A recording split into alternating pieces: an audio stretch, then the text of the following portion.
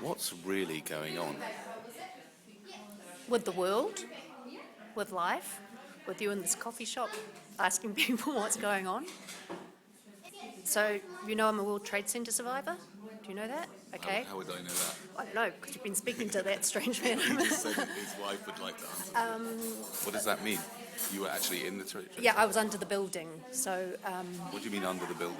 under the World Trade Center. So I worked on the 99th floor, but under the World Trade Center was a huge shopping concourse. And so when you came in for work, you came from the subway basically through there. And I was a few minutes late for work, so I lived. So when the first plane hit, I was under the building.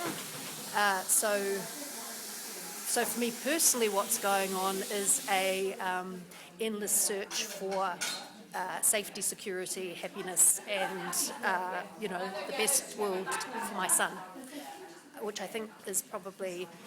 I've met a lot of people. I've hung around a lot of coffee shops asking people questions about what's going on in their life, and I think that's what's going on is the search for connecting and happiness and relating to people. And how's it going? How's the search?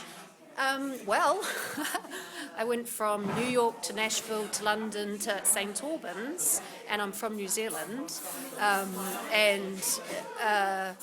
search gets better the more you wear your heart on your sleeve, and if you kind of share your experience with people, then they will share it back.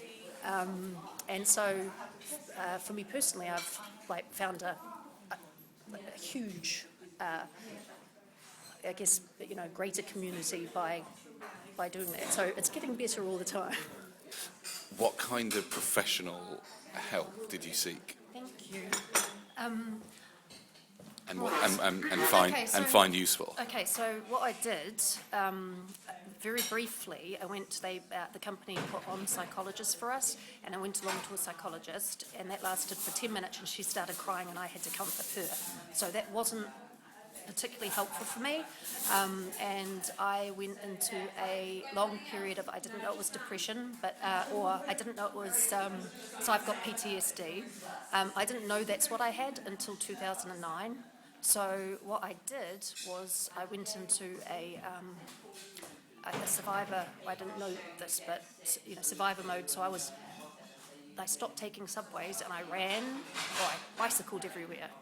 So I'm bicycling with my bell, and I got colour and started painting my apartment, lots of colour, and so I was doing things to make a safe place, and I drove thousands of miles around the States. I haven't flown since then, so I drove thousands of miles around. How did you get here? Boat. Okay. Thousands of miles in a car with the music turned up really, really loud, listening to the Cult. And anything else that I really like, and I hopped on trains and Greyhound buses, and I would talk to people and hear their stories back. So that was a big, huge for me, driving thousands of miles and to Canada. That was how you therapized yourself, so to speak. That's how you did it. And then in 2009, I started seeing a counsellor. I went for marriage, now divorce therapy, counselling, but during that process she said, when are you going to start looking at yourself? And I didn't know, I did not know that I had been in depression. Now I look back and I go, oh, okay, and it's normal. This stuff is all normal, but you don't know that it's normal, and you don't know that you're living with your nose up against a wall and can't see anything else until you kind of, figure out ways of getting out of it. So seeing a counsellor, she's very good, and actually talking through it, because it took me a long time before I could look up at a blue sky again as well, because it was September the 11th was a beautiful, clear blue sky, and it was gorgeous, and it took me a long time to be able to look up, because I always was scared if I thought today's a beautiful day that it actually wouldn't be a beautiful day. And so, now I'm learning to like what a beautiful day it is.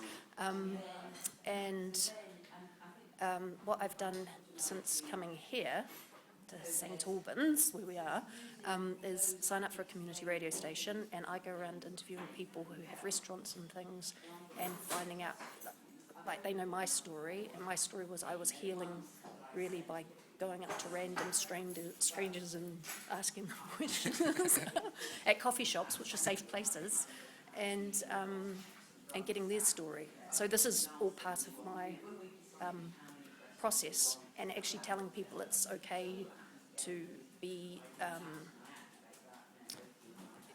it's okay that everybody else is in, when you talk, you find that everybody else is pretty much in the same position, so they've all got something or have gone through something. So that's been quite helpful. So that's my process, Great. basically, yeah. Thank you. You're welcome. Fabulous. Thank you very much.